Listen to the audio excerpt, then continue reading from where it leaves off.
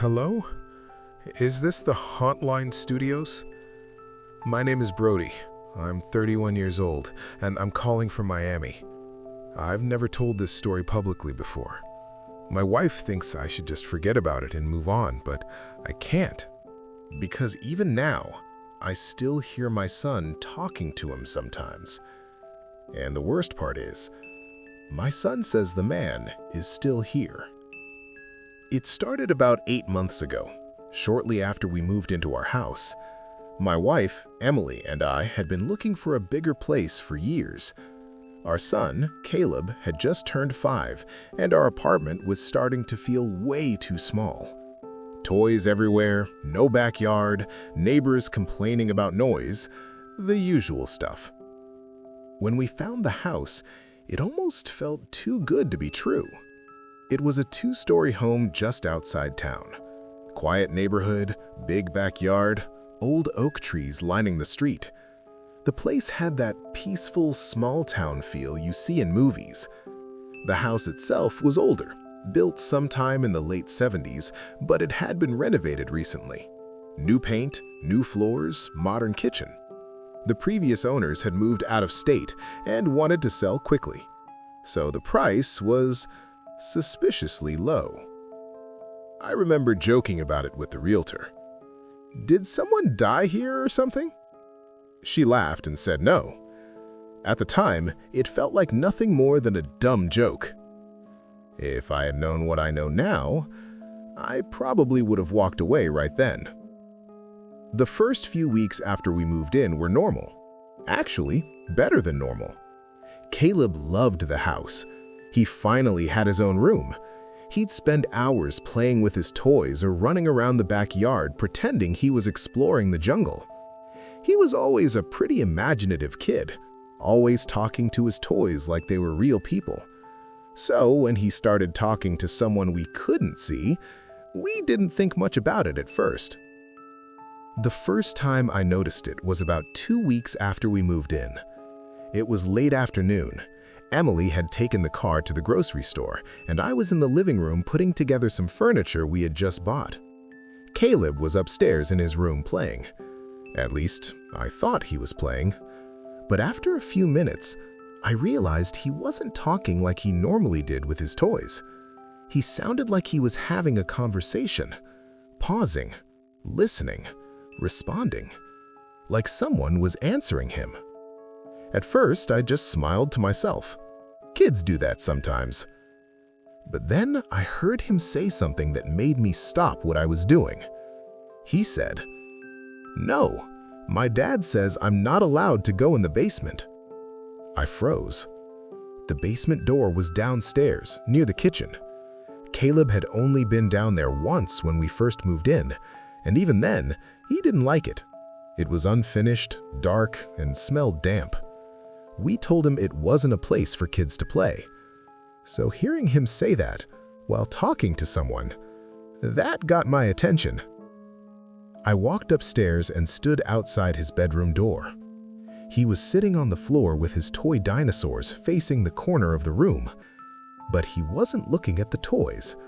He was looking slightly above them, like someone was standing there. I knocked on the doorframe. "Hey, buddy." He turned and smiled like nothing was wrong. "Hi, Dad." I glanced around the room. "Who are you talking to?" Caleb shrugged casually. "My friend." I remember smiling. "What friend?" He pointed toward the corner of the room. "The man." Something about the way he said it made my smile fade from my face. "What man?" Caleb looked confused, like the answer should have been obvious. "The man who lives here." I walked over and sat next to him.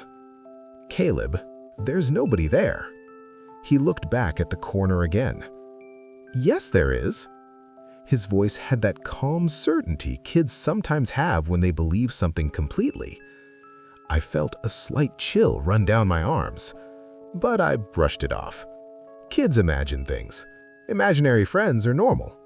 So I asked him, "What's his name?" Caleb tilted his head slightly, like he was listening. Then he said something quietly. His name is Thomas. I laughed softly. Well, tell Thomas dinner will be ready soon. Caleb giggled. He says he doesn't eat. At the time, that line didn't seem creepy, just childish nonsense. But looking back now, that was the first sign that something wasn't right. Over the next few weeks, Caleb mentioned Thomas more and more. Sometimes it would be small things, like saying Thomas liked his toys, or that Thomas watched him play. Emily thought it was adorable. Imaginary friends are healthy, she said. They help kids develop creativity. I tried to agree with her, but something about it kept bothering me. Because Caleb didn't talk about Thomas like a kid talks about an imaginary friend. He talked about him like a real person who was always nearby. One night during dinner, Caleb suddenly looked toward the hallway and waved. "Hi, Thomas." Emily smiled. "Tell Thomas he's welcome to join us." Caleb looked confused again. "He can't." "Why not?" Caleb answered matter-of-factly. "He says he can't leave the house." That made Emily laugh, but I felt that same strange chill again. A few days later, things got worse. It was around midnight. Emily and I were asleep when we heard Caleb talking in his room.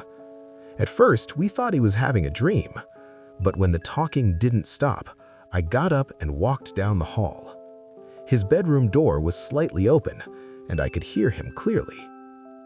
"Thomas, you can't come in my room at night." There was a pause. Then Caleb said, "My dad said you have to stay downstairs." I opened the door. Caleb was sitting up in bed, staring toward the hallway, toward me. But he wasn't looking at me. He was looking past me, down the dark hallway behind me. A sudden cold air brushed against the back of my neck. I turned around quickly. Nothing was there. Just the hallway. Empty. Quiet. When I looked back at Caleb, he was smiling. "Thomas says hi." I forced a laugh. "Well, tell Thomas it's bedtime." Caleb lay back down without arguing, but as I closed the door, I could have sworn I heard soft footsteps moving down the hallway. At first, I told myself it was the house settling. Old houses make noises. Pipes, wood, wind. But the noises started happening more often. Footsteps. Slow, deliberate ones. Usually late at night. Usually in the hallway. Sometimes near the basement door. I checked the entire house multiple times. Locked windows, locked doors. Nothing out of place. No one there. Still, the feeling grew stronger. Like we weren't alone in that house. Then one afternoon, something happened that I can't explain. I came home early from work. Emily had taken Caleb to the park. The house was supposed to be empty. When I walked inside, I heard a man's voice. Soft, low, coming from upstairs. My heart started pounding immediately. I grabbed the baseball bat we kept near the door and slowly climbed the stairs. The voice stopped. The house went completely silent. I checked every room. Closets, bathrooms, Caleb's bedroom. Nothing. No one. But in Caleb's room, one of his toy dinosaurs was standing upright on the dresser, facing the door, like it had been placed there deliberately. And written on the foggy window were 4 small words. "He can see me." The writing looked like it had been made by a child's finger, but Caleb wasn't home, and neither was Emily. I wiped the words off the glass quickly and told myself Caleb must have done it earlier. But deep down, I knew he hadn't. That night, I asked Caleb about Thomas again. "Buddy, where did Thomas come from?" Caleb looked confused. "He was already here." "Where does he stay?" Caleb pointed toward the floor. "Downstairs." My stomach dropped. "In the basement?" Caleb nodded slowly. That's where he died. I felt a cold knot twist in my chest. What do you mean he died? Caleb answered in the calmest voice imaginable. He said the house used to be his. I looked at Emily. Her smile had finally disappeared, and Caleb finished his sentence with words that still haunt me. He says he's been waiting a long time for someone who can see him. Then Caleb looked directly behind me.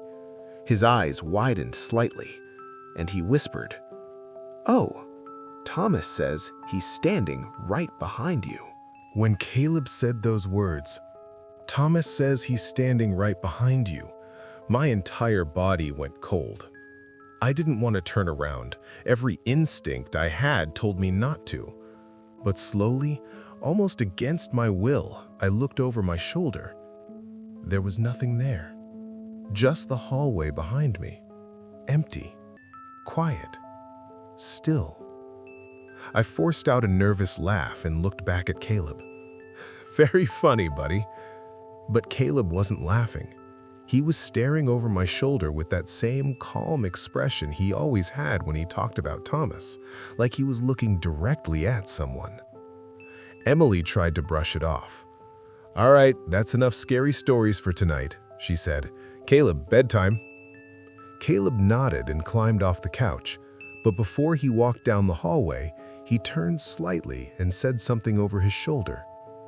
"Good night, Thomas." Then he paused, like he was listening, and he added quietly, "He says good night too." That night, neither Emily nor I slept well. The house felt different, heavier, like there was a presence we couldn't see, moving quietly from room to room. I kept telling myself it was just stress, just my imagination, but the strange things kept happening, and they started getting worse. A few days later, Emily called me at work. Her voice sounded shaken. "Daniel, something weird just happened." "What is it?" "I was cleaning the kitchen and Caleb was playing in the living room." "Okay." "And I heard him talking again." "To Thomas?" "Yes." That alone wasn't unusual anymore, but then she said something that made my stomach drop. "He wasn't talking to him like normal." "What do you mean?" Emily hesitated. Caleb sounded scared. When Emily asked him what was wrong, he apparently said something strange. He told her Thomas was upset. "Why?" she asked him. Caleb said, "Because Dad won't let him come upstairs." That night, after dinner, I sat Caleb down gently. "Buddy, I want to ask you something." He nodded.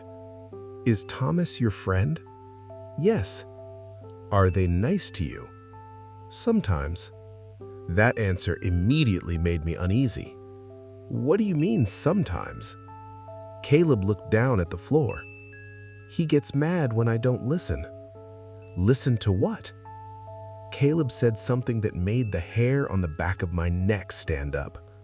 "He wants me to come downstairs with him." The basement.